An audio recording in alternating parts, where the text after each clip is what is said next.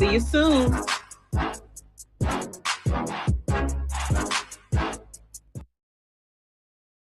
Still like that music. I be thinking. You like it? You like it? You like freestyling up listen. Oh, don't let me stop you. Don't let me stop you. I love it. I be thinking like I'm gonna change that.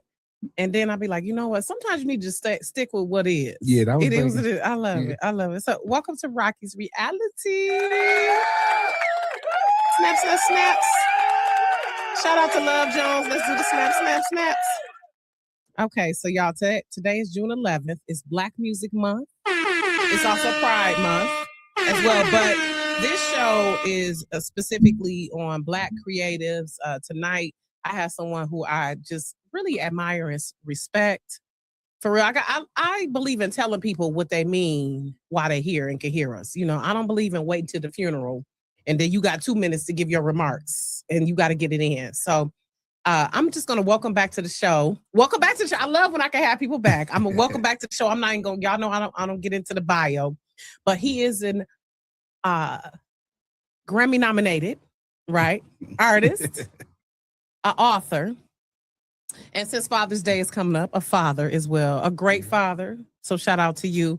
And one of my, what I believe, as a fam, we fam now. Absolutely. We family. We friends who have become family. So welcome back to the show, Swifty McVeigh. Thank you, fam. And if y'all don't know of the legendary D12, baby. Listen. What up, though? You better know, you know. I love it. And I love when people be like, he from D12. People be like, where was we at a couple weeks ago? And I was like, he from D12. And they was like, where were we at? Now, I know we did the vendor show, but it was somewhere else we were at. Was it the wedding? Was it the wedding? I don't know. It might have been the wedding. I love that. So wait a minute. Welcome back to the show. Thank you, famo. Thank you for having me. It's always good to be back. And shout out to Wifey, TT. If it's okay for me to call you Wifey, TT, his wife, his for real wife, not just for play.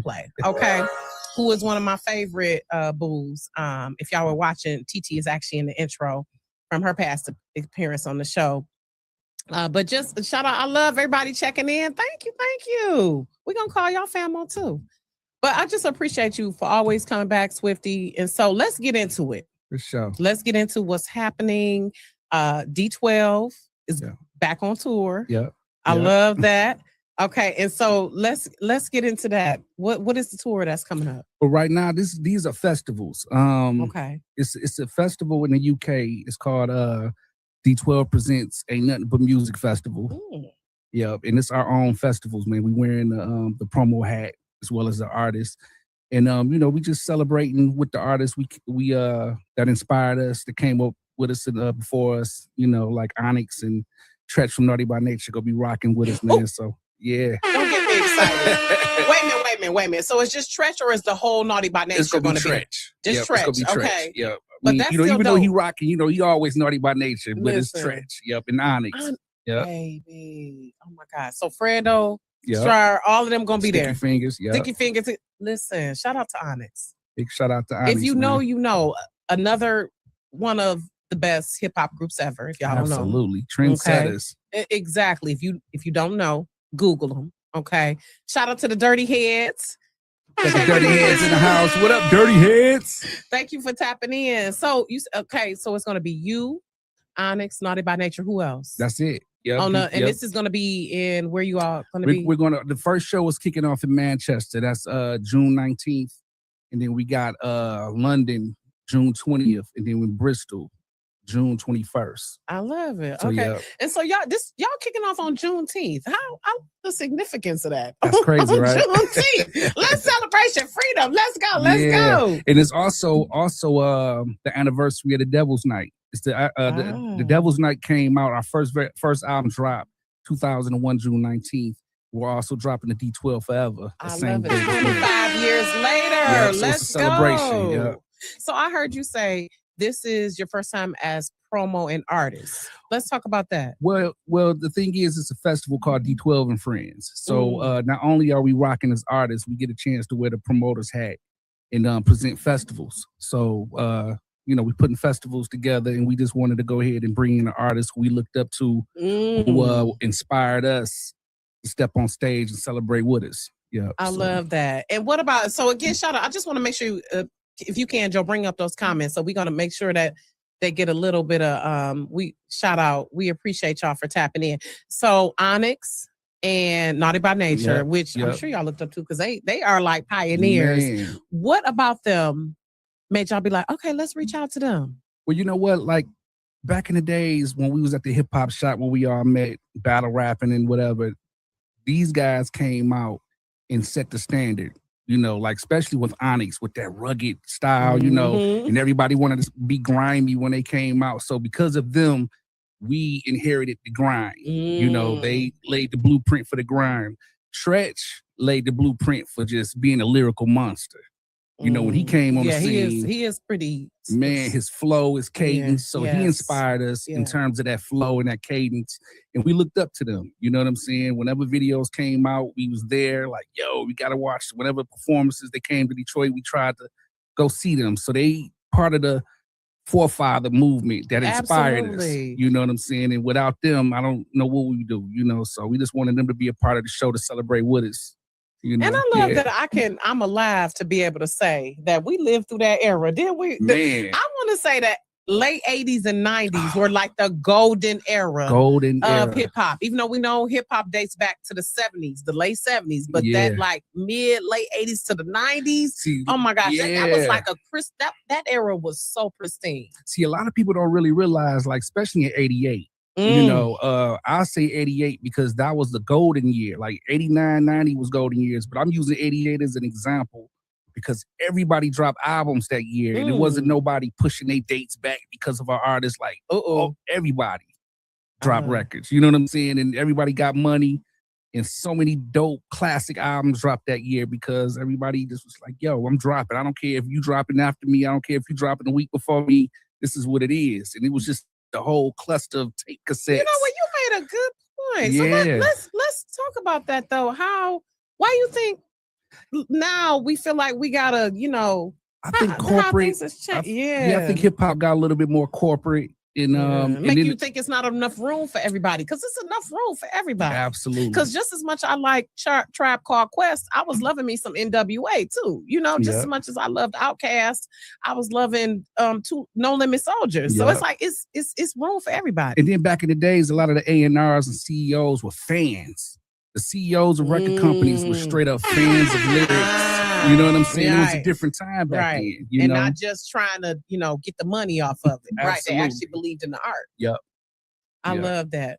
So for you, what has it been like all these years? Swifty, you going on like over 25 years in the game, right? Absolutely. Am I right? Is it or is it almost 30? About 30 years in the game. Ooh. Yeah, a lot of people don't know that I was signed before I got with D12 and got with Shady Records. I was actually signed to BMG Records. I put out a record. I was a part of a group called The Rabies. Yeah. Yeah. And Robbins Entertainment was the same record label that put out Run DMC.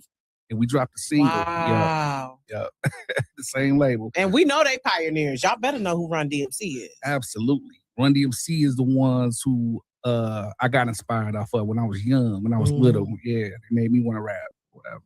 So for you, and I know this is a cliche question, what's the key to success though?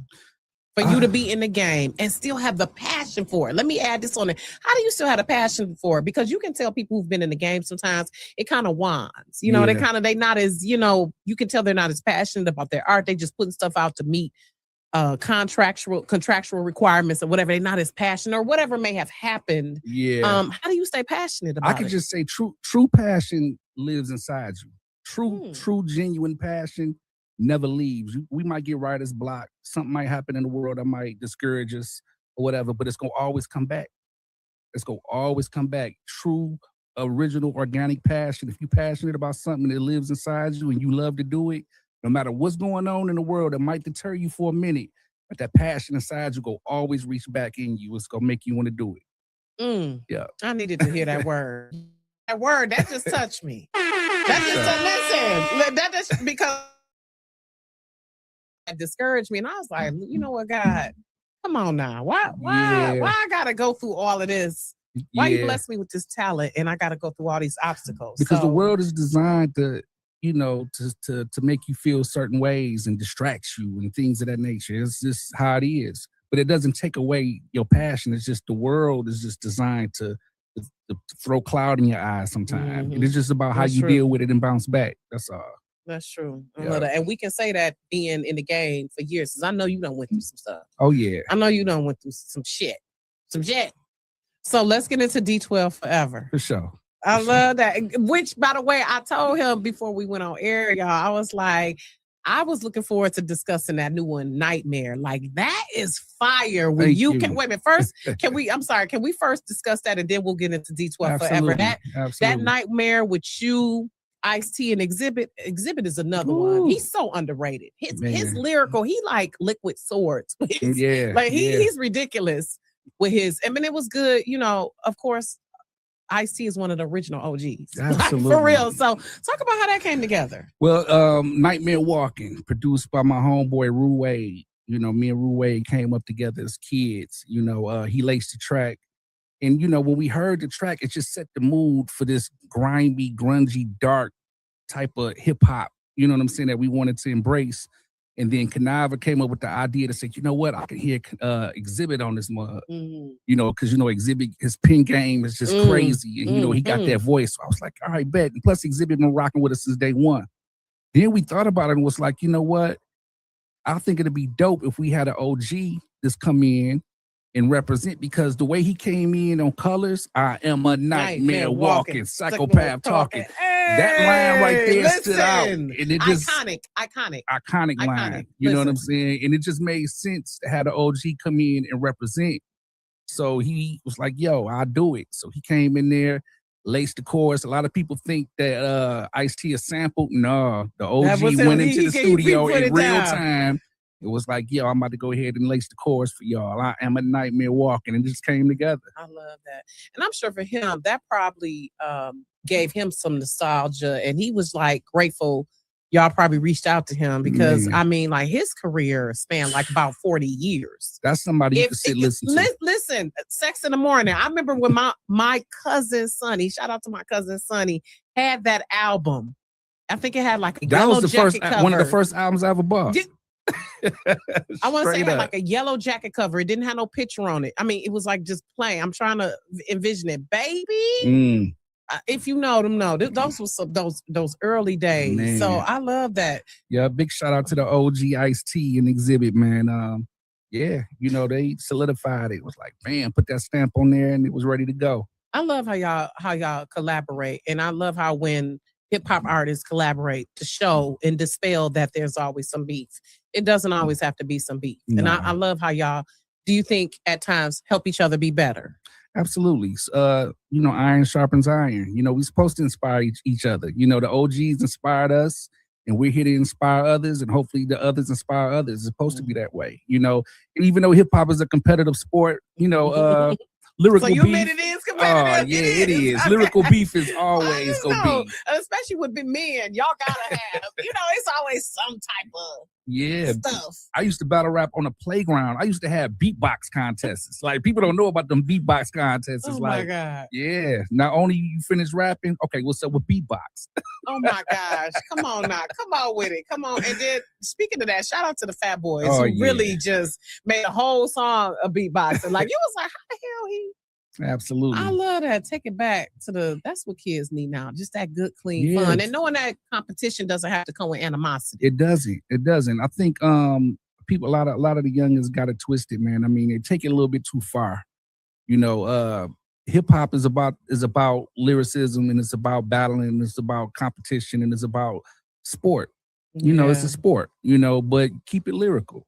Right. You know what I'm saying? And gotta get all off some beef and stuff, whatever, man. So when we talk about lyrical, though, what would you say is going too far lyrically wise? Because I remember when the whole Drake and Kendrick Lamar thing was going on, they was like, oh, they shouldn't be talking about kids. They should be talking about this. What do you, in your opinion, I was thinking like this. In terms of being lyrical, I've never looked at it like a person was going too far. The difference is, so if they talk about your mama or your kids, that it was all fair game. Because we used to go to the hip hop shop and we used to get that all the time. When people talk about our mamas, we used to come back the next week like, yo, we go talk about your mama. Shake hands, dap, hug, and leave. But the thing is, back in the days, you didn't hear the voices of the people. You know, you just social media changed the game. Social media changed the game. You're gonna always hear opinions, and people might feel a certain way about something, and it just kind of domino effects the people thinking this way and that way. But back then, you didn't know what other people think. You just said what you said. If it was on wax, you didn't hear the opinions of others. You just did what you did, unless they was talking about it through a magazine, or you heard somebody on a radio station call up to the radio station to get their opinion, but you never heard the voices. But now it's too many it's opinions. Ubiquitous. It's all over, crazy. Baby.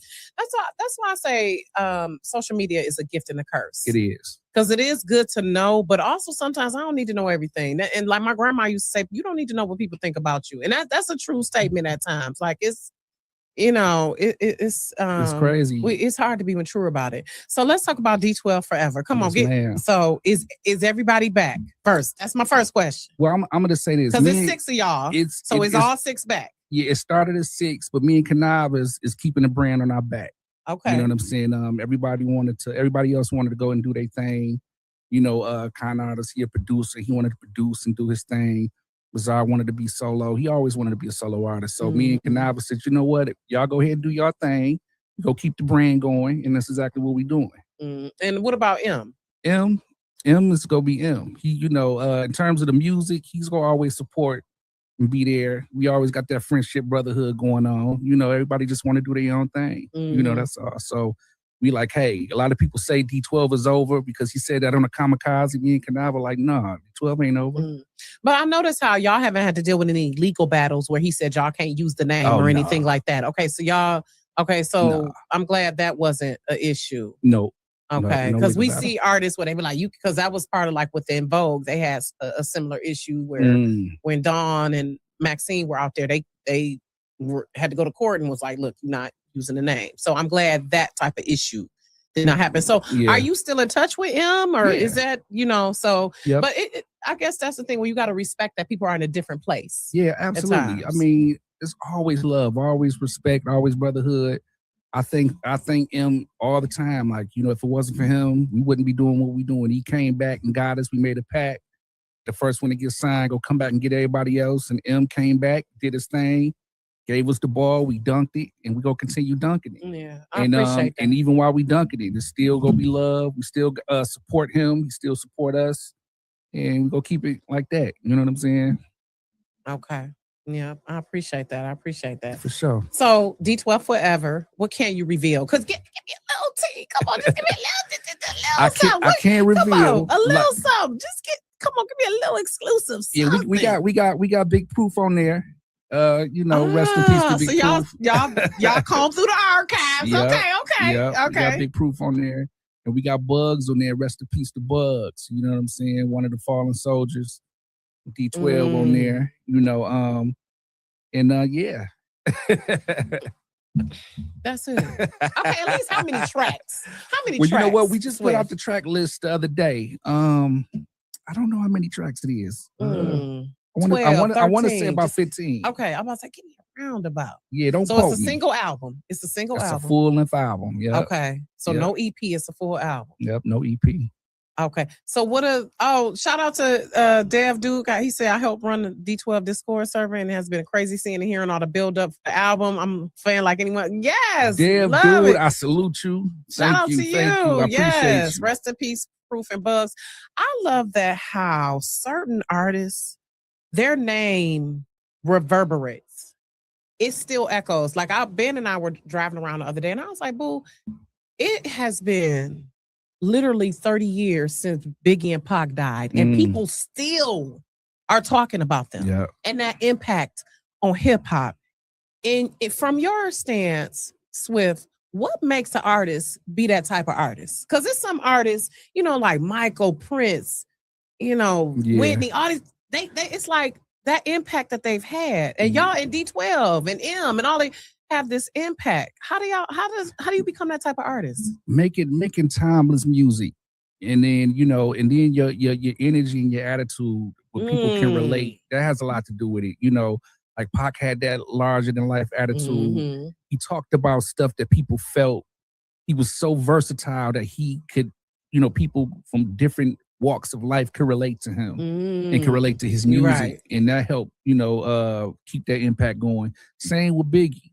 You know what I'm saying? Biggie was just a lyrical monster, and he knew how to you know, get close to the people, and he just left a mark so deep with his lyrics. You know what I'm saying? A great storyteller. Yeah. You know, and he has so much more to offer. You know what I'm saying? Yeah. So they made timeless music, man. They understood. They understood the assignment, and here we are, 30 years later, talking about. Listen, to this day, and if the babies don't know, y'all better raise them up right. Yes. Hey, TT. Miss TT from the D. Listen, I love her. I love TT. She know I just love her so much. I appreciate you, TT. I love that. Like, I love when you say attitude, because these youngins some days. Oh man. Woo! Yeah, a lot of these I just wish these youngins. I'm trying to understand them, because I know we living in a different time, but it is still some stuff they can take from us. Absolutely. Right? I think a lot of youngins, some do, but a lot needs to check out the forefathers. Just go back and check your history a little bit. You know what I'm saying? A lot of people don't reach back to figure out why we are the way we're here. You know what I'm saying? They just, you know, so it's a lot of history in hip hop that runs deep that I think a lot of the youngins don't really understand. Just the history. But also, and I don't want to diss the youngins, what do you think we have learned from them though? Because we always talking about how the elders passing on stuff, but as a parent, we understand. As parents, and since we the elders, at times we learn stuff from the younger generation too. Yeah. I think the younger generation taught us to not be stuck in one lane. You know, there's a lot of versatility going out. I think a lot of youngins are not afraid to test the waters to do different stuff. You know what I'm saying? You can just hear a different mixture of styles, and you might like it, you might not like it, but they weren't afraid to take that risk to do something different. I think a lot of youngins are doing that in today's time, you know, which teaches the older cats not to be stuck in one mind frame, to open up your mind a little bit more. That's you true. know what I'm saying? That is true. So, okay, D12 Forever, that's dropping on Juneteenth? June 19th, Yep, so that's Juneteenth. So wait a minute, the tour starts and the album drops. Yep, the show, the Manchester show, is the same date that the album drops. I love that. Oh, I wish I could be there. Damn, so I could just fly across to the pond right quick. Listen, and okay, so last we gonna wrap it up. But I want to ask, and we were talking about this before, how it seems like when you go away. And I'm working on it with the artist now who he's from Detroit, but it seems like when he's away, he gets much more fanfare. We know it's been happening like that for decades, because a lot of artists say how they, you know, went across to Europe and have started whole new careers and just have so much fanfare there. Why do you think it is, you know, that when you go across seas, things are just seem like a bit more intense, not tumbleweeds? Yeah, I think you know, people overseas have a big, large respect for the music over here. You know, our music resonates. Our music resonates with them, man. And I can't speak for a lot of other artists, but I know with us, our music resonated with people in the UK. It resonated with people in Canada and Australia. You know, that's why we always been able to come over there and rock like we done, man. And the love been so enormous, man. So I just want to give a shout out to the UK who've been riding with us, you know what I'm saying, for decades and decades. Australia, Canada, you know, and other places too. But I mean, you know, they say music is subjective, but I can actually say hip hop in the States resonates over there. It does. Yeah. I love it. We could be here all night talking about that, the theories I got on that. But I appreciate you, Swifty, as always. So are tickets on sale for the festival now? Yep, you can get tickets from allthingsd12.com. Okay. Go to allthingsd12.com for your tickets. You know, for D12 and Friends, Ain't Nothing But Music Festival, kicking off in Manchester, June 19th, London on June 20th, Bristol on June 21st, and D12 Forever Volume 1 is dropping June 19th everywhere. So make sure y'all grab that. Don't want to miss it. Wait a minute. Volume 1. So it's Volume 2 coming. It's coming. Oh, you know what? Y'all play. I got stuff already in the vault. I love it. He said Germany loves D12 too. Absolutely, as they should. Big shout out to Germany. I love Germany. We went over there and rocked plenty times too. So we get love over there too. And I love how music is that just proves music is a universal language. Because y'all could not know a lick of German. They might not know a lick of English, but when you rocking the lyrics, that's what I love. Because I've even even songs in foreign languages. If you hear it, you like, listen, that beat, that rhythm, that harmony, that's what shines through. Yep. I'm gonna tell you a quick story real quick. I was in Japan with Proof, and we was sitting by the bar. It was a karaoke joint. Somebody, a woman was singing in the background, and me and Proof was singing. Proof was like, yeah, man, you hear that? I was like, yeah, she sound dope as hell. And then 2 seconds later, I was like, dog, I don't even know what she's saying. Right. But the feeling, you know what I'm saying? The feeling of dopeness entered my mind first. Yeah.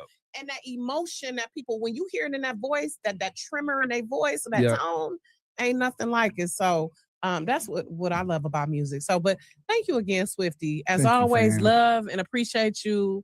Appreciate you too for having me. Appreciate the support and appreciate just how you exemplify artists who don't be having no problems, unproblematic. You'll be out here with the drama. And I love how you spread the wisdom too. Thank you. And I love how you yourself are keeping your craft. Well, because you was dropping some bars on that night, man, too. I was like, okay, now, come on. For sure. So appreciate you always, Swifty. Thank you. Always a pleasure to be here rocking with you. Where can people follow you? You can follow me on my Instagram at McVady12. That's MCVAYD12. You can follow me on my Facebook at SwiftyD12. And just come check us out. Allthingsd12.com for all the latest D12 information, all the merch, everything. Yeah, come holler at us. Right quick. What's up with the spider? Right. Charm. I didn't want to ask you about that. I got a thing for tarantulas. You know Are you serious? Yeah. I wouldn't have them as no pet. I just like to look at them like, man, the tarantulas because they come in all type of colors. They do. They come in all. They be scary, but yeah. Got arachnophobia. Yeah, but you're right. They are fascinating but creepy at the same time, and I know they come in so many varieties too. For sure. Yeah. So okay, all right. I appreciate you though. So y'all hang on tight. We are gonna, and I told Joe, so get ready, Joe. Joe, we talked about this last week. Joe's song. Yes. Did. What is it? Unbothered? No, wait. Unbothered, yeah. Unbothered. Yeah. So right quick, we are gonna bring on our next guest, Joe Smith. But while we do that, you all are gonna watch Joe's song. And Joe can sing, y'all. I don't know if y'all knew that. I do a little something. He do a little something. I was like, Joe, you singing? He ain't singing, he's singing. Yeah, so we're gonna play the video as we again, thank you, Swifty. Thank you, fam. We're gonna come back. So while you all are watching the video, Unbothered by what's the name? Joe Black. Joe Black. That's it. He was like, ain't no fancy name, Joe Black. Real name, no gimmicks. Wait a minute, Joe. Quick, give us a little talk about the video, how that came together. If y'all into Legos, y'all really gonna love this. Well, initially we were gonna shoot a live action video for it, but I was gonna do it at Central. We couldn't get the auditorium, so it occurred to me to do a Lego version of it. Mm-hmm. And there's a scene in the video that is chef's kiss when it comes to doing the Lego. Yeah, so see, yeah. If y'all see it, once y'all see it, y'all know exactly what Joe, it is. He was like, I thought they was gonna take that out. I said, no, Joe, that's good. You kept that in there. Yeah, I was gonna have to take it out. So without further ado, I'm gonna just go ahead and kick off into this video. We're gonna switch out to our next guest. Yes, ma'am. Unbothered. Here you go.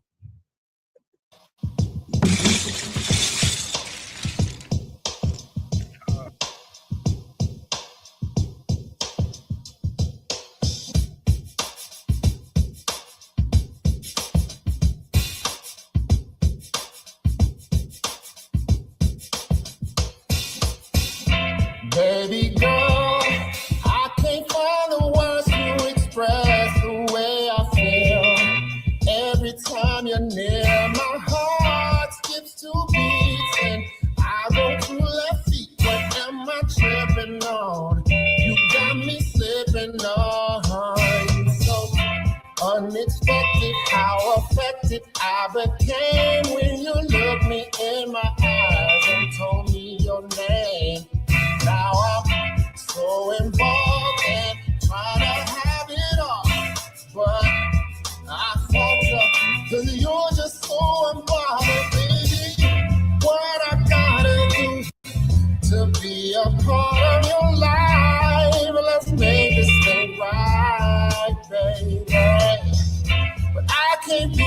fool. Tell me, am I wasting my time and my day? I can't see no reason not to proceed, 'cause I see what I want, and I can be what you need. You see, you need a good man with good love and affection to keep you safe from harm. And everything you're looking for is here in these arms.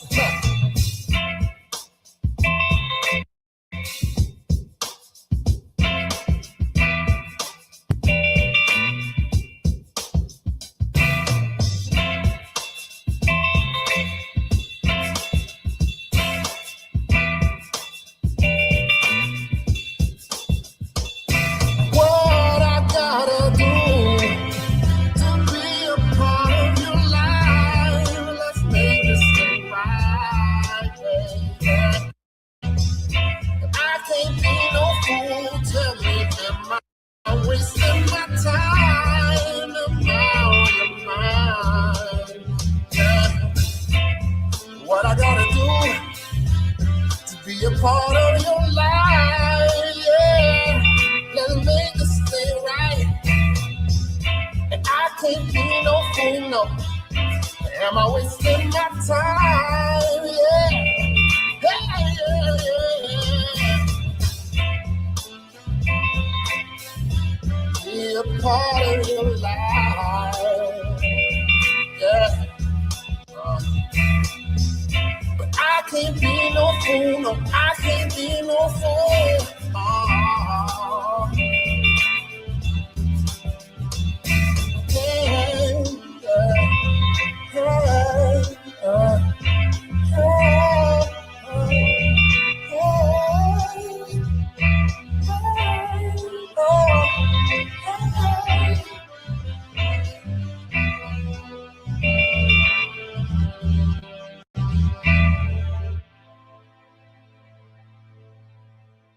Was wondering if it was gonna do that. Okay. Okay. All right. Okay. So we about to be up. Okay. Up on me. We done pop back up. We did a little better today, y'all. This is what I get for wanting to be live. That's the crazy Aries in me. I'll be like, we can be live. I get pre-recording is nice, but I like live action. So welcome back, Rocky's Reality, y'all. Shout out to Swifty McVeigh of D12. Make sure y'all all go buy those tickets. Allthingsd12.com, I believe, is the website. But now, yeah, and I'm glad. Thank you for sending me your bio, Joe. But I'm not gonna read the whole thing. Okay. But he listen. Detroit born, North End. I love how you put that North End in Gotta there. put it You know North End Marv somewhere. Neal? Marv Neal from the Yeah. North End too. Stylist. Yeah. Listen, Sure. I love North End people, but filmmaker, director, writer, great writer, by the way. Because I Thank was you. watching, me and my husband was watching the movie, like, okay, this is kind of good. Shit. Thank This you. is good. So, welcome to the show, Joe Smith. Thank you for having me. Millionaire Joe, Yes. as I should say. Get it Millionaire right. Joe. Thank you. He is the director and writer of A Good Man, Mm-hmm. A Good Man 2, Dance with the Devil, which, baby, that Dance with the Devil, that old man. See, this is why you live right. Yeah. Because right. when you don't live right, that's what shit happens to you, okay? Period. That's what am I missing? Founder of Mainstream Media, Yes. by the way. It's a Yes. streaming service. right? Absolutely. And stream is spelled STREEM. Get it Yes. right, okay? Mhm. So welcome to the show, Joe. Thank you. Thank you for having me, Ron. Absolutely. Yeah. I know we've been threatening and talking for a time, and I was Yes. like, okay, let me make this happen. So Yeah. it was great to connect with you again at Bomisi Summit, y'all. We were at the Bomisi Summit, which is the Black-owned media equity sustainability institute. And shout out to Renisha and Davon. Thank you for just outstanding. Just the people who were in the room. Yeah, it was a huge room. Not huge in size, huge in stature. Exactly. There you go. That's what I mean. Okay. For sure. Because it wasn't like it was hundreds of people there, but the people who were there, I'm talking about quality, not quantity. Yeah. Okay. Yeah, for real. And it was so well done. I love that conference because it's so well done. It's not, ghetto. Of course, you have your things behind the scenes that go wrong. Yeah, but of course. You don't tell. You can't Yeah. tell. It's very well done. Yeah, I love the app and things were Yeah. flowing as smooth as it could. I mean, you're gonna have some snafus. Sure. You know, Sure. it is, but overall, it was well put together. Yes. I like the "we built this" motif. I Yeah. love that. Culture is capital. I loved the variety of the panels. Yeah. I was I was all in. So I really enjoyed that. Yeah. And it's always great to have good cloth talk. Sure. As they say, to be around like-minded people. So what made you get to the summit? How did you hear about it? So I heard about it by accident last year, and I went online and I couldn't see how to register, so I just went up there, and they let me in. And so Wait a minute, so this year you just went up there? No, this was last year. Last year, okay. So this was your second time. Yes. This year, okay. And so was that Cambria last year? Yep, it was at Cambria last year. Okay. And I got to meet the people that produced it for Ronisha and Davon. Shout out to Shara and Chevian and Dave. So I got to know them and got cool with them. And so this year I was like, okay, I'm gonna be in the building for sure. I love that. And it's about showing up a lot of times. It's just really about showing up. You're like, hey, I'm here. I'm showing up. So, and I was glad to be in the room as well because I got a lot of inspiration and just a lot of tools and a lot of people I'm gonna follow up with. I've already followed up with some people, actually, because I'm that type. Like less than a week later, because I'm like, you be done forgot, right? People be like 3 months later, like I don't remember your ass, right? I followed up with you that next week, right? And in this industry, that's what you got to do. You got to do it, and sometimes you got to bug people. Yeah. Absolutely. A little bit. So let's talk about how you got North End, Detroit. I love it. Much respect to that. I ain't never met a person from the North End I didn't like. Y'all just 100. I really appreciate that. So talk about how snapshot of Joe Smith growing up on the North End becoming a filmmaker. Oh, wow. Okay. So here's how it went. When I was 10, my mother was trying to keep me out of trouble. So she was trying to put me in all these activities, and she put me in sports. She put me in this. She put me in Cub Scouts. She put me in all these things. So finally, she put me in piano lessons. I asked her, could I take piano lessons? Because she had bought a piano for my older sister. My sister never went through with the lesson. So we just had a piano sitting in our living room with pictures on them. It was a picture table. Listen, I think I had that same piano with my grandparents. For sure. Listen. So I took piano lessons and I stuck with it. So I became a musician. I was, playing at church, and I did my first professional studio session when I was 16. Oh, wow. With who? It was a gospel group called the Donalvale's Choraleers. Okay. They were recording their album. Okay. And so fast forward, I'm 21 now. I go on tour with a stage play. So one of the things about me is that I'm curious about everything around me. Like I want to learn how everything works. And so after years of doing stage plays as a musician and as a music director, I was like, I wonder what it would take to produce my own stage play. Right. But that got me into writing scripts because I wrote my script for my stage play. And then what was the name of your stage play? Diamond Girls. Diamond Girls. Okay. So my first stage play was also my first movie. Okay. And so fast forward now, all of us, so many of us came from theater, like, Kamal Smith, Dennis Reed, Rocki and Janaea Black, Tanja Ayers, everybody came, Nyambi, we all came from the theater world. All great people. Shout out to y'all. All great creatives. Sure. So one by one, they all started migrating to film. So by 2020, when the pandemic happened, couldn't do stage plays. So I'm like, okay, let me see if I can make a film. Turn one of my plays into a film. And that's how I ended up there. So I took my play script. I had to adapt it to be a screenplay. And, shout out to Kamal Smith. He kind of held my hand through the process. And boom, here we are. 7 films later. 5 are out. 2 are coming out this year. I love how mentoring each other. Yeah. Mentoring each other. So For what? sure. And shout out to Kamal. He played the hell out that role. Yeah. Crazy ass. What's his name? Earl. No. What's his name? Ethan Carter. Crazy ass Ethan. Shit. But I can understand why he a little crazy. Bless his heart. Yeah, he crashed out. I mean, it does. I mean, and after what he went through. Yeah. And shout out to the chickie who played in the first one, Ebony Tates. Yeah. Heifer, you play. Nah, you was a heifer, but she played the hell out that. Wait a minute, it literally, me and my husband was like yelling at the screen, like, what in the hell? But that was great. I have to say, I've seen a lot of Tubi movies, right? And we know Tubi has this reputation, but yours is some good movies. Thank you. Like that shit could have been on Netflix. Thank you. It really could have. Like and like I was telling my husband, I think sometimes we stigmatize Tubi movies because I done see some Netflix movies that was cheesy as hell. You know what I'm saying? I think like mainstream movies too. I've seen like, this is kind of cheesy. Yes.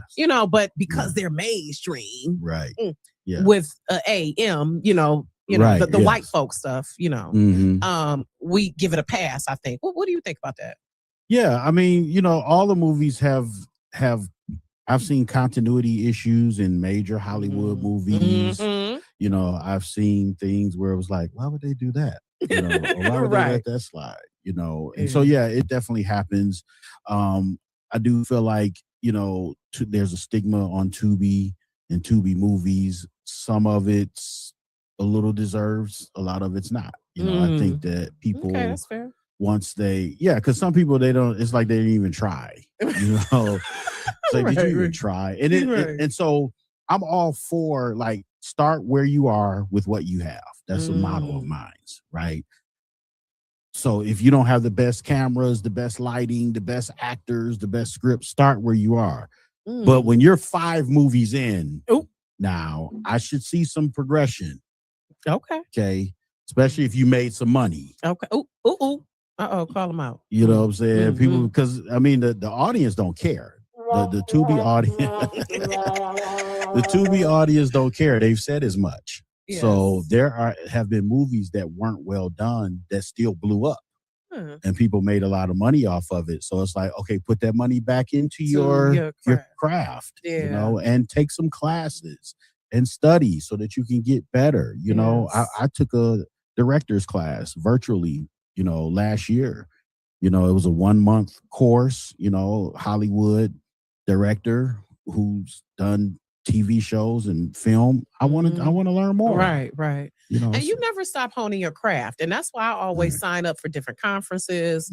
I just registered for NABJ in Atlanta in August. I cannot wait to see my NABJ family. Because when I went to NABJ in Cleveland last year, it was just like your mind, and just like with Bomisi, your mind it swells up and you just feel like, okay, now, and also I love how you have the actual tools to do better. Yes. Like now I have a tool. Now I know about Google News initiatives. Now I know about, what was it, UEN, the network the guy had. Now I know about mainstream, and now I know about movie phone, things of that nature. Like we need to know about these. And I love how it's us out here making it happen. For sure. I love that. Yeah. And a lot of people don't know about a lot of things that are going on as far as black people in media. We know the celebrities, we know the big announcement stuff. Right. But there's a lot of people in the field, like underneath the surface, that's making things go. And so you got to do your research, do your homework, go to these conferences, go to these different events, because there's people there that you may not have ever heard of. Right. Who can have a key to what you need. Could be that missing resource. Exactly. That you need. And that's what I love about these conferences too. I'll start talking to people because I don't meet strangers. I'm like, look, hey, we all eat, sleep, and bleed and shit. I'm about to come up to you and talk to you. Like, what do you do? What how can we be of value to each other? And that's my thing, because I love how proving the biases and stereotypes wrong. Yes. Even though we know they're there. Sure. They're there. Sure. But I love proving it wrong to say that we can be reputable. We can have ethics. We can have integrity. We can put out a quality product that's sometimes better than what, so explain, what do you think that gap is? Why is it like people are still playing catch up? I think because there's still like a lack of resources. And in some cases, a lack of knowledge. you know, of how the game is played. Mhm. And you really gotta, and that's the other reason why these kind of events are important, because you get to network with people and you get to hear conversations that aren't on social media. Right. You know, from people that's really out here getting it, you know, who really know. Yeah, Right. who really know. Yeah. Because the things that we see on social media, the things we see on the news, those aren't the conversations, you know. And it's no different than, like, think about your job, like the job you work, you know, the conversations that you have amongst each other as coworkers versus what may be in the news about that company or whatever. Okay, you know, got the you. inside scoop of how things really work and the politics of it all, the inner workings, you know, and that could be anything, a church or political group or whatever. So it's the same way in media entertainment. You know, it's like you have to talk to the people that's really in the field doing it every day to really get the real who understand behind the scenes. Because when people be like, "Oh, you a star," I'm like, y'all do not know the grind that goes into it. Those late nights and early mornings, baby. Those pivoting on the fly. Some shit don't go right. You're like, okay, I got to do something different because this is not working. So, okay, say I'm a 10-year-old kid and I come to you and say, Mr. Smith, how do I make a movie? I would say, did your mommy buy you a cell phone? Make it right. Take your cell phone and make a movie. So just record. But how do I? What about the music and the script and all of that? How do I write the script? Because I had to say, like, in A Good Man, the script was solid. I like some of it was realistic to me of how the conversation would go. I really appreciated that, because sometimes when I watch movies, I'm like, it's not what they would say in real life. You know what I'm saying? And just like I'm an editor, so I've told people when they write a manuscript and I'm editing it, I'm like, you need to listen to real life conversations and then mimic those, because sometimes you're thinking what people are going to say is not what it would be in that real life situation. So that's something I noticed about in A Good Man. And I watched part 2 as well. That was, listen, that cop. Okay, I ain't even going. I'm like, okay. But as I was watching, because I'm like that movie critic as well. Ever since I've been a kid, I've been watching, Mahogany and Black Venus and Scarface and all of those, Goodfellas, all of that. And just, I love how, you did that script. It flowed. Like the conversation, especially between the chicks. I was like, okay, this does sound like how I would talk to my girl. So how do you achieve that? Like, well, the kid, getting back to the kid. So I got my phone. I'm filming it. So what do I do next after I record it? Well, the thing I would say is, like, study films, especially something that's like what you want to make, and understand all of the elements of that film. Like you just said, the music, the lighting, the whatever. But as I said in the beginning, start where you are with what you have. Yeah. And it ain't got to be perfect. Just start. Just start. Right. And the more you go, I remember when I did my first stage play, which was Diamond Girls, and it was like, once I did it the first time and I learned from that, I couldn't even watch the video from the first one, because it was like, once I learned more, I saw everything I did wrong. Right. Yeah. So you're like, ooh, cringing, like, ooh, that could have been, But guess what? The audience didn't care. Because they don't know. Right. We was too caught up in Ethan's shenanigans. Yeah. We didn't give a damn. Him and what was her name? Ari. Yeah, she was a heifer. I'm like, oh. I was too caught up in it. And A Good Man too. I was watching that like, this shit is nuts. My husband, wait a minute, he turned it on and was watching it without me. I'm like, boo, I'm the one doing the research. Right. He like, no, I had to see the second part. And then shout out to Paulina who tapped in. She said she got to see part. Is it going to be a part 3? Yes, part 3 will be out in August. Yeah. Okay, because you said 2 more movies coming, so that's one of the 2. Yeah. Good Man 3. Good Man 3. You know what, Ethan? And we're going to have, and I want to take a moment. Shout out to Kamal Smith, because he has definitely done some things. Is he? He's Moolah Films. No. Is that him? No, that's not him. No. Okay. Kamal Smith is Kamal Smith Films. Okay. So he Shout out has to him. his No own- disrespect. Okay. Good. Yeah. No. It's cool. I'm glad. Yeah, he's just finished filming the second season of his series, Cover Up. And he's got a few movies of his own. Then he's directed everybody's Okay. Right. movies, Yeah. right? That's what I'm saying. Shout out to him. I know Yeah, he's done Yeah. a lot around the city as well. So part 3 is coming. Mm-hmm. Ugh. What's gonna happen in part 3? Just a little bit. Just a little. What? Well, it's like the spiral continues. Like, so in part 2, he spiraled a little more. Well, part 2, he was trying to keep it together. He was trying to move past what he did, the dirt he did in part 1. So at the end of part 2, he kind of just lets go. Yeah, he So, said fuck it. He really did. Yeah. So part 3 is that energy. You know, he just spirals. They fucked around and found out for real. Yeah. He just spirals out of control. So what determines the type of stories you're gonna tell? Just life. Like I have conversations with people about their lives, and it's like, oh, that would be a good movie. right. Especially some of the shit people share on social media. It's like, are you for real? Like, I'll be reading those comments sometimes, like, they are for real. Like, this is a real, really happening. Like, yeah. Yeah. Like I was talking to somebody the other day. I don't know why he steal this idea, but I don't care. And so the situation is, her friend likes a guy, like she's smitten with this guy, and she talks to her BFF about it, but the guy likes the BFF. He doesn't like her. That is some real life shit, though. It just that's the real that be happening sometimes. And all 3 of them are friends. You know, colleagues, I should say. And so she likes him, he likes her.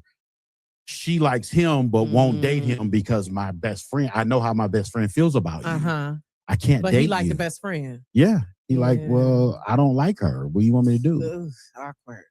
So when she was telling me about it, I was like, "That's a movie." Yes. How do you figure out the titles? Is it while you're writing the script or like during production? How do you come to that? Sometimes it's while I'm writing the script. Sometimes it'll come to me in advance. Sometimes I'll like scour, like social media for what are people saying, what's the terms, what's the catchphrases. Right. Okay. So, things like that. Yeah. Because you want it to be catchy. You want the title to catch. Yeah, because a good man, you like, oh, he's a good man, Savannah. He's a good man. But shit. I mean, he started out as a good man. And it really, I saw how it's a story too, and how you treat people. That's a lesson that I got from it. Like the way you treat people, that can come back on you, and that can turn you sometimes into a different person if you let it. Yes. Because he was a good man. Yeah. And I was like, Ari, your ass, I know I got a stank attitude, but he don't pay for your food, heifer. Be grateful. Right. Like, at least say thank you. Like, and I hate, like, is it really black chicks out there like that? You think that damn mean? Yes. I know I can be mean, but you paying for my food, I'm gonna be like, thank you. You have a stank attitude, Rocki? Now you know. Shocker. You already know. So what does your husband, how does he navigate that? He is a patient man, and he sometimes tells me, stop being so goddamn mean. But also, but we're like, we are friends too at times. We can kick it with each other. Okay. But I've had to learn to not be mean and be grateful. And I guess that's why I'm looking at it like, damn, are they that damn mean? I know you're interviewing me, but what made you mean? Why are you mean? I'm just building up a defense at time throughout my childhood, building up that defense, growing up in Detroit, just different shit that's happened to me. But again, also as I've gotten older, recognizing not to be mean at certain times. Exactly. And that's just, sometimes y'all like us being mean. No, sometimes y'all kind of like, and that's what I'm saying. At times I be telling my husband, like, Joe, what? Am I right? Sometimes y'all like when we be acting mean. No, crickets. Okay, Joe know what I'm talking about, though. I mean, not too mean, just like because I think for men it makes a challenge for y'all. Well, that's what happened with Ethan. Yeah, and a she good was- man. He yeah. liked Ari's Yeah. spiciness. And Yeah. See, that was, and that's how my husband deals with it, because he's a very chill, laid back guy. Mhm. And that's how we complement each other, because he's very chill, unbothered, and I'm like rah, rah, rah. Mhm. So I think that's part of what Yeah. drew us to each other, because I recognize that stability in him. Sure.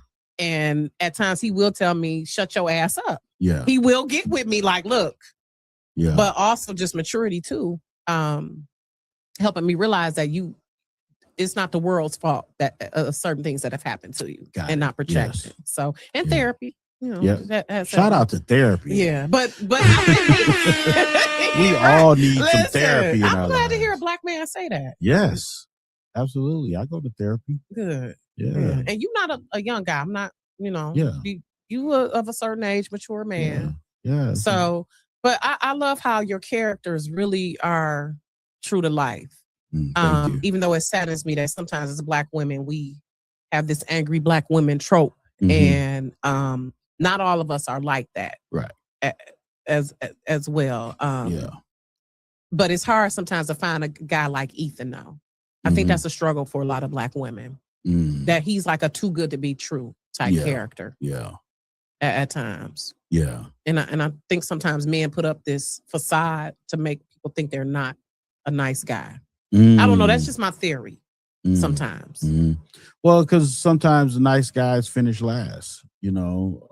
Sometimes, I'm sure a lot of guys have been through the getting played for a bad boy thing, or just even if it's not getting played for a bad boy, just being too nice to a woman, and then she treat him like, She don't appreciate him. yeah, like she walk over him Yeah. first. And I've heard women say that too. Like, if a guy's too nice to me, I walk over him. I'm like, Yeah. well, did you Why just would you do admit that out your Right, face? exactly. Yeah, that's my thing too, because I know I've been that mean at times, but then I feel bad afterwards. Oh my Mhm. God, I shouldn't have acted that way. Yeah. But then when he pissed me off, I'll be like, I don't give a fuck. I'm mad. it just depends on the situation. Right. But I think too, again, people we build up those defenses, and we're in this society, it's not a safe space for us to be vulnerable to each other. Exactly. And that's what I see on social media a lot of times too. I hate that, where it's like, y'all are really like, we've gotten to this mentality where we got to be super tough, and it's like, why? Everybody's tough. It's like, Everybody. but I love some of the relax. comments that you made, like getting into when we were talking about Black businesses Mhm. that time, and you were like, well, sometimes they are trifling. Like, Yeah. And so what is it like for you being a filmmaker? How do you choose the crew to work with? Mhm. Because, we want to support our people, Mhm. but how do we weed out the ones who are actually the ones we need to work with? Yeah. So, track record, and what is your name like in the marketplace? All of us producers and directors, we talk. If I'm thinking about working with somebody new, I try to see who they've worked with, and I'll ask that person, what was your experience like Right. with this person? Because I don't want nobody else's problems, Right. And so for me, I try to always, I try to hire the best person for the job, and I want to hire my people, but if you don't take care of business, I Exactly. can't do it. Right. And you legit, because you done been out to Paramount Studios and all of that, right? Was that where I saw you? Yeah. You done been traveling? Okay. Yeah. So I let's go talk back about and me. forth to LA a lot. So let's talk about mainstream, how that came together. So, again, like I was saying, I'm always curious about everything around me, right? So when I got into the streaming thing, it came from what actually happened was I was shooting a documentary back in 2018, and somebody kept asking me like, well, when you're done with it, where are you going to put it? And at that time, there was no Tubi existed, but we wasn't on Tubi like that. Right. And so I was like, man, what if I could start my own streaming platform?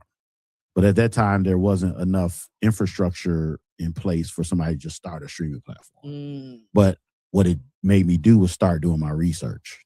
So 2018, 2019, 2020, after I almost died of COVID, once I came back, I was like, okay, I'm doing it. Okay, And that's I'm what glad you really made it made me push play. I'm glad you made it through. Yeah. I was on a ventilator. I was in the hospital on a ventilator for wow. days. And Wow. There was a 80% chance you would die if you went on the ventilator at that time. Yep. And I was at Henry Ford Hospital in Macomb County, and the nurse told me only me and one other person in that whole hospital had survived being on a ventilator. Oh my gosh. So when I came out of that, I was like, everything I ever wanted to do, I'm doing it. Right. Because if I would have died, I would have took everything with me to my grave. That's true. So I'm like, I got to do it. If I fail, I fail, but I'm going for All right. it. Balls deep. Balls deep. Yeah, yeah. We're going all in. Okay. Yeah. Balls deep. We're going all in. Yeah. We're going. Yep. That's something my husband would say. See? See? Oh my gosh. But for real, like you just like because I always say this, you can earn more time, more money. You can't earn more time. No. More time. You can make more money, baby, but you cannot get that time back. So speaking of money, when you said some people who've made money from the Tubi movies, how do you, yes, balls deep is wild.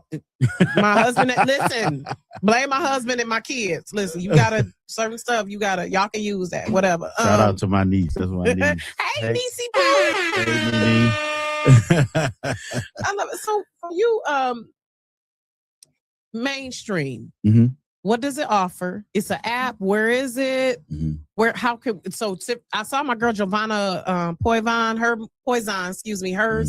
movie's on there. The Dark Side of Beautiful. Yes. Have you seen that? Yes. Yeah. Ooh, Giovanna. Child, I didn't know you were so sweet in real life. Woo, child. I call her JoJo. What's up, JoJo? She's a past Rocky's reality guest as well. So shout out to her. Okay. Where can people find mainstream? Is it an app? Is it? Yes. Yeah. So it's an app. It's on Roku. It's on Apple TV. It's on Samsung TVs. It's on Amazon Fire TVs.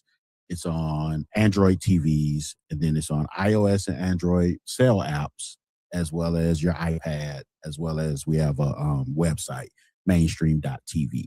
I love it. So is it subscription based? No, it's free. It's free? Yes. Okay. And speaking of money, so how do you make the money from the movies? Like, how does that work? On Tubi? When I'm a 10-year-old kid again, and I want to make some money because at this point, I'm a kid. All I'm thinking about is money. I don't understand, right? The legacy and all of that. Right. So I want to make some money. How I make money off my Tubi movie? So on Tubi, they pay you based on ad impressions. So when the ads play and people watch the ads, we get paid for that. During your movie? Yes, during the movie. Okay. So Tubi splits that ad revenue 50-50 with us. And then they pay your distributor, because you have to go through a distributor. Tubi won't deal directly with you. Okay. So for example, a distributor is Silverline Entertainment, Rocki Black. Okay, got you. Dennis Reed has 1919 distribution. Okay. My first movie was distributed through a company in LA called Homestead Entertainment. So you have to go through a third party to get to Tubi. And then they take 20% from your cut, and then they pay you the rest. Gotcha. But because of the audience that's on, the audience that watches Tubi, our movies get like millions and millions of ad impressions. Now ad impressions and views are not the same thing. People get that confused. Okay. So the difference is, if you sit and watch a movie and 20 ads play, that's 20 ad impressions, but it's only one view. You know what I'm saying? So each one of those ads that play that you watch counts as an impression. Yeah. And that's how the profit is made from. Okay. Yes. Got you. So, but so what if I stop the movie and then I come back to it? Is that going to call as another ad impression? If you don't watch it, no. But if it's playing and you're not in there, sure. It's still. Okay. Because I'm like, what if I pause it and then I come back to it? That ad's going to be playing again. Yeah. Or sometimes it won't start the ad from where you stopped it. It'll start the movie up, but then it'll play another ad later. Gotcha. So yeah, don't be stopping the movie. Let the ad play. Go to the bathroom or something. You're messing with our money. Listen, that's why I'm asking you. I'm like, give us the key. Okay, I'm gonna do that next time.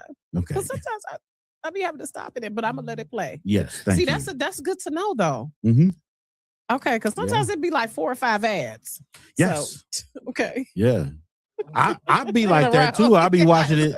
I'll be watching stuff like, dang, Come on. 4 ads, huh? 20 seconds. Countdown. Okay. Yes. Movie was getting good. Listen. Yes, because Ethan and his damn shenanigans. Shit. It was like at one part, I'm like, this little fool. But again, shout out to Kamal Smith. I would love to have him on the show. Shameless plug, by the way. Because I mean, I know he's been out here, and I love that I hear how he supported so many people. Yeah, oh yeah. And I love to hear that how it's not because some people like to have that monopoly and be gatekeepers. Mhm. So I love to hear when we are supporting each other. Yes, absolutely. And I mean, that's actually how him and I got close, was because he directed my first movie, which was Diamond Girls. And I have to check that out. That sounds that sounds like that's this is some gold digger behavior going on. No, it's about women who date guys in the street life. Oh, so it's like the streets, but from the woman's perspective, the girlfriend, dealing with all of that, the baby mama, the wife, their perspective, because they have a whole story. I'm sure. Oh, and also later this year we're going to be putting out. It's called Diamond Girls Confessions. Ooh. So I interviewed actual women who went through that, who either dated street guys, and then some of the women I interviewed were the drug dealers. Okay. Yeah, they were the hustlers. They did Fed time. All right, madam. The whole nine. So, so yeah, that'll be coming out later this year. It's a docuseries. But getting back to Kamal, he directed my first movie, and because it was my first movie, the crew knew I didn't know what I was doing, right? So, but Kamal being the director, he was on their head on my behalf the whole time. He was like, I'm not letting my brother get played. If they wasn't doing what they supposed to do, I wouldn't know, but he knew. And so it was almost like he protected me in a sense. And that's what we need, people to look out for us, because and instead of him looking at you as competition, it's like collaboration, because there's space enough out here for all of us. Period. It really, even with the renaissance of movie makers and filmmakers in the city, it's still enough room and money out here for everybody. Absolutely. So how did you make it where mainstream is free? So it's a sacrifice we're making to build it up. Okay. Right? So eventually it's going to have ads, and there are certain parts of the platform that will be behind a subscription paywall. Like we're going to do some vertical shorts. That'll be behind a paywall. We're going to do some live events and film them and stream them. That'll be behind a paywall. But for right now, we're just leaving it free across the platform just to get people onboarded and used to it. And, so I said the first year we would do it a certain way, and then it's going to stay free. But now we're working on building the audience so we can have ads and people can get paid, from the ads. I've downloaded the app, and I will be watching. Thank you. So just know I will be watching. Thank you. So we've got Good Man 3 coming out. Diamond Girls Confessions. Yes. Coming out. And what else is going on for Joe Smith? I got another movie called The Price of Fame. That's coming out this year as well. I'm writing a book. I'm writing a book called Mindset Over Everything. So it's about, resetting your mindset, because that's what it takes, really. Your mental. Yes. You got to have your mental right, especially with all of this noise and distraction out here. And that's where a lot of people go wrong, is they try to fix everything else, but not how they think. And so then when you don't fix that part, nothing else works, This is true. And it may work for a while, but at a certain point it falls apart because you didn't fix up here, so you wanted more money, you wanted more this, you wanted more connections, you wanted more friends, you wanted a wife, you wanted a husband, you wanted all this stuff, but you never fixed your mindset. So it doesn't last. Right. Or you attract something that's traumatic or drama for you instead of something that's a blessing for you. So the book deals with how, addressing that, how to identify the areas of your mindset that need to be fixed, and then how to fix it. I love it. Yeah. I love that. Okay, Joe. So I gotta ask personal. You got a girlfriend, wife? What's happening? No. Damn. I'm single. I had a crazy. girlfriend, but then we had broke up. Oh shit. Damn. You know, I mean, I be trying date. to hook people up. You know, I know it's hard. Yeah, It's rough out here. I date. You know, I date. Because you're such an intelligent black man. Thank you. All right, damn. Thank you. I mean, I don't know you dating wise, but still, Yeah. Seem like you old school with it. You open the doors and Yes. not expecting the woman to split the bill Yes. at the first date. Right. You know, like Yes. just the shenanigans. But you know what? Oof. I should have been married. I think I'm not married. I had to fix my mindset. I was scared. Of what? Just being vulnerable to that extent. Huh. You know what I'm saying? Okay. Like, that's scary. Why is y'all scared of being married?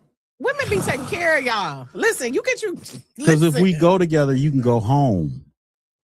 If you what? If we go together, you can go home. Go home. Or if we at your house, I can go home. I'm going home. He said, yeah, he's a great man. Yeah. Damn. I'm going home. It's quiet I there. know. Because I be getting on my husband's nerves. But you can go in the basement or go to your corner or something. But right now, I can go home. And I can close my door and it locks. See? And it's quiet in there. Okay. And Joe, it's you so- said it, Joe. You co-signed it. And You don't have to open it. You can pull. But you ain't got no soft woman to squeeze and to massage your back. And when you come home from work, you know, you like, whatever. You get stand-ins for that. Oh, okay. Yeah. Are they worth the drama though? The stand-ins. You to get stand-ins that's not dramatic. So you got to would be would specific with the stand-ins. Would you be open to someone? Yeah. Like, who would your ideal lady Yeah, be? yeah. Now, I'm getting to a point now where it's like, okay, this Because thing. y'all getting older. Yeah. Joe and Joe. And I need to get married while my thing still works. Yeah. Yes. So, Yes. We don't want no hospice wife type situation. Have you heard of that hospice wife? Yes. About how men get married when they sick. Don't wait till you sick and shit. Yes, because we want to enjoy the good life. Exactly. Like, because you know, women hit our sexual peak when we in our 40s and 50s. So shit, yes. Yeah. I don't want to do that to my wife. I done had hoes for 30 years. Then I get married. Then I get married at this night.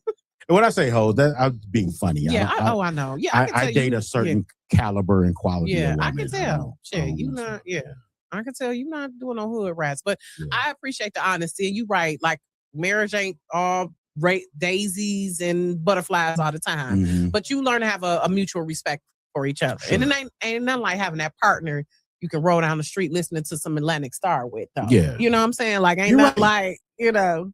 You're not wrong.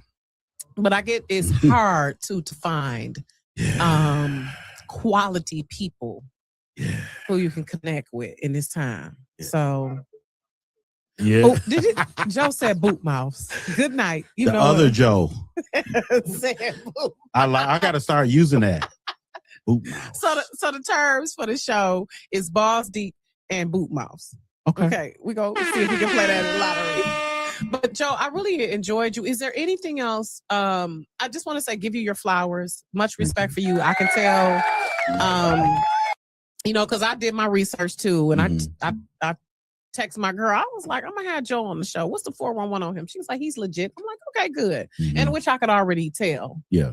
By the way you move. So shout out to you and all that you're doing. Like seriously, I really respect how you are really trying to take those steps and put the foundation, and how you already have. I mean, because the movies are good already. So I'm gonna have to go check out Diamond Girls because I haven't seen that. Blood. That's Okay, another good one. My Father's Blood. Ooh, Yeah. That's on Tubi too. Yes. Ooh, My Father's Blood. That sound like some children paying for the sins of the father type stuff, or well, not really. So what it is it's a true story about a man named Pastor Mike Robinson, and he spent like 20 years in the street, selling drugs, in and out of prison, getting shot, but it all stemmed from the turmoil that he had with his father, the strenuous relationship he had with his father. Yes. His father put him out the house at 16 because he was rebellious, and he went to live with his cousin. And his cousin's house was a drug house. So he got introduced to the drug world, sleeping on the floor at his cousin's. And so it just took off from there. He ended up like really getting in the street with some really notorious people and really deadly people. And then he went to federal prison and he came out and he turned his life around. And now he's a pastor and, you know, he made amends with his father and, you know, his father passed before his father passed away. And it's a really inspiring story. I love it. So Pastor, you said Michael Robinson. Is he from Detroit or he's from Detroit, but his church is in Ypsilanti where he pastors now. But yeah, he's born and raised in Detroit off Dexter. Ooh. Yeah. Okay. Yeah. For real. Okay. When people be talking shit about the east side, I'm like, y'all ain't been off Dexter. Okay? Right. Sure. Because okay. Yeah. Even though shout out to all the building up things that have gone over there. The now Helen Moore Center that used to be Dexter Elmhurst. And I think they have a few businesses over there. You know, Helen Moore. I'm trying to get her on the show, Joe. Shout out to her and just all our pioneers. And I just love how Detroit, we have so much talent. Yeah. Like, I really love our city. For sure. Like, we I just wish sometimes we wouldn't have, it just be a lot of like pump faking sometimes for me. And I'm like, we need to stop it. Yeah. But I really appreciate people like you and your talent. So where can people find you so they can make sure they know when the book is coming out, the next movie and all of that? So go to Instagram, Millionaire Joe, all one word. You can find me there. I'm on TikTok, even though I'm not that active. No, right? I'm the same. I'll be like, we try it. Definitely on Facebook, Joe Millionaire Joe Smith. So yeah, you can find me. Okay. Tap in with me. I'm the same with TikTok. It's just we I Generation X. Like we can't try. keep learning these platforms. It be too much. And then my daughter was talking about something like Lemonade and some other one. I was like, look, Threads. I like Threads. I do like Threads. It's like Black Twitter for me. Threads without, the Elon Musk stuff of it. But so let me end with 5 favorites. I didn't do this with Swifty. I did it with Swifty before, I think, on the last show. But let's end with 5 favorites. Okay. Favorite travel destination besides Cali? I love cruising. I don't care where it's cruising to. I love cruise ships. How long you be on that boat? 5 days, 7 days. Oh, really? Yes. I never went on a cruise. I need to do it. God. I don't know. I know y'all be stopping, but I don't know about being on that boat. Let me tell you. It be crowded looking on there. It be a lot of people. But it's a huge ship. Okay. And so what I love about it is everything that you do on vacation is on the boat. From live shows, comedy shows, live music, theatrical shows. They got buffets if you want to just pig out. They got upscale steak houses and everything. You can get dressed up and go in the main dining room and have a formal dinner. You can swim. You can go to the club. You can go to they have casinos on the boat. Like anything you want to do on this boat. It's like a floating city. Yeah. That's exactly what it is. Yeah. Okay. And then it stops at multiple ports. Okay. I'm going to do it one of these days. Jamaica or the Bahamas or Mexico. You can't beat it. I do love Jamaica though. Okay. So favorite travel destination, you said any cruise. Yep. Any cruise. Okay. Favorite season? Summer. Yeah. Okay, good. Yeah. Yeah. For sure. Yeah. Especially in Detroit. Yes. Like I love Detroit in the summer. Yes. I'm one of the guys from Bomisi. We were inboxing on LinkedIn. Albert Thompson. He did the AI. Okay. And he's from the Maryland area. And I was like, he was like, Detroit was a vibe. I was really surprised. I was like, I told you. I'm glad when people come here and they see. Yes. So favorite season is summer. Favorite food? Italian. Ooh, yes. It used to be soul food. It's a tie between Italian and soul food. I think with soul food, I just ate so much of it that it's like, okay. Okay, we got to switch it up a little bit. Yeah. Okay. Favorite mentor or muse? Favorite mentor would have to be my pastor, Apostle Wayne T. Jackson. Oh, okay. Shout out to him. Yeah, okay. for sure. All right. Yeah. I met his son Brandon a few weeks ago, and he was a really chill guy. Really good guy. Brandon's cool. Yeah, I'm gonna shout out to them. Okay, last favorite film or production that you've done so far? A Good Man. Yeah. Yeah, because you can really stretch that out. Mm-hmm. That Ethan. Yeah. And it was just something, it was my first directorial debut, and it was just something magic when we were filming that. You know, I don't know how to explain it. It's like on set, it just felt like we were making something dope. Right, you were. You know, and so you could feel it. And so I remember that to this day. It felt great. So that's my fave. Sure. Yeah. Okay. All right. Well, thank you, Joe. I really appreciate you. Thank you for Come on the having show. me. You're welcome. And this is not goodbye. This is see you later. Just, Okay. you know, Anytime reach you want out me to back. me. Okay. You know, let's go. Let's go, Joe. Let's do it. You know, I look forward to. Oh, and shout out to Carita. She Miller. She's the one who first let me know about mainstream and all of that. So shout out to Carita, the lady with the golden ear. Yeah, Rita's by dope. the way, yes, she is. Yeah. Absolutely. That's why I said we're surrounded by so much talent. Sure. But thank you again for coming. You all make sure you follow Millionaire Joe. Yes. On social media. Make sure y'all go on Tubi, watch a good man, part 1 and 2, and that Dance with the Devil. Shit. And that had me looking like shit. And I saw Dance with the Devil a while back. Yeah. I didn't even know that was you. Oh, okay. Okay. Until I looked at your IMDb and I was like, damn, okay, he did. Okay. I'm gonna have to start. The OG in the movie. Listen, the OG. Yeah. He did that. That I was like, oof, okay. Yeah. And you know where I got that idea from was like I have a friend. He used to be a hitman for YBI in the early 80s. Wow. And he did 30 years in prison, and he got out. And like, if you talk to him now, if you didn't know who he was, you wouldn't know he was that guy. Baby. Like he's just he's YBI. Cool. Ooh. Yeah. Somebody need to do a movie on them. It's been or a tried. Documentary. It's been because y'all did BMF. Y'all need to we need some YBI. Okay. Here's what's making me want to flip this table over right now. When Butch Jones got out of prison last year, we started talking. Okay. We were going to do a series of things. We were going to do a documentary. We were going to do a live podcast. We were going to do all of these things. And then he passed away in January. Of this year? Yes. Oh, I didn't even know that. Rest in peace to him. We reached out to him. And because I was about to say he got to be around like 60, right? Yeah, he was in his 60s. Wow. Yeah. And legendary. Yeah. He got out of prison. Damn. That last August, September-ish. And he was on parole, I'm sorry. And then he was like, in January, let's really go hard because I'll be off of parole and I can move around. Right. Cool. So he had to go in the hospital. He had injured his foot. He went in the hospital for a procedure and passed away. He had a heart attack while he was in the hospital. And we were supposed to meet that next week. Wow.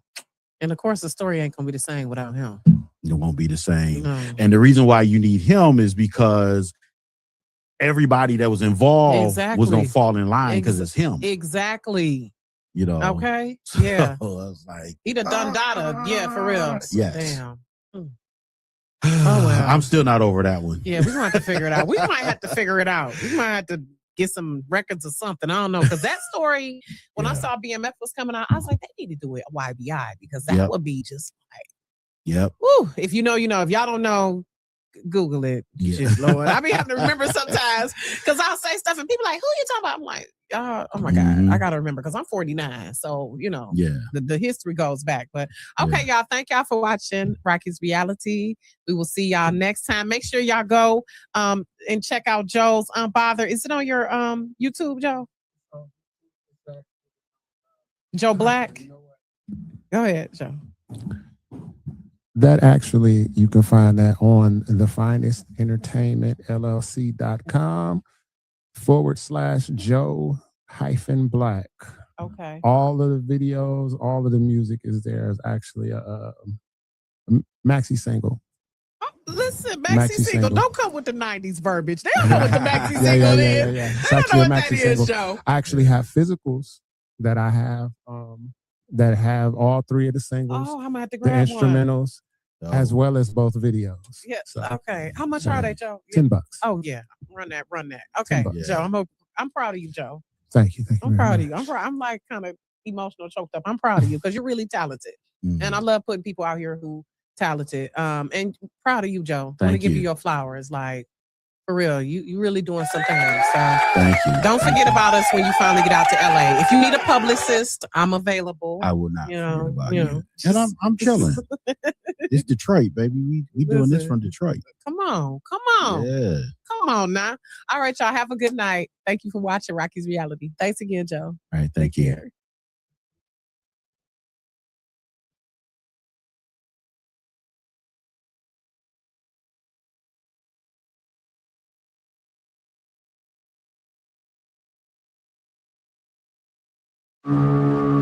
That feeling when you check your bank account and your paycheck's days away. And of course, your calendar's all good news. With Chase Secure Banking, your direct deposit hits your bank account up to 2 days faster. So when your friends are like, and your bills go, you have the peace your deposit brings. And the best part, there's no monthly service fee for 17 to 24-year-olds. Thanks to Chase Secure Banking. For Chase Secure Checking only, eligible direct deposits may be credited up to 2 business days early, depending on when the payer submits the transaction. Member FDIC. This is a sad moment in history.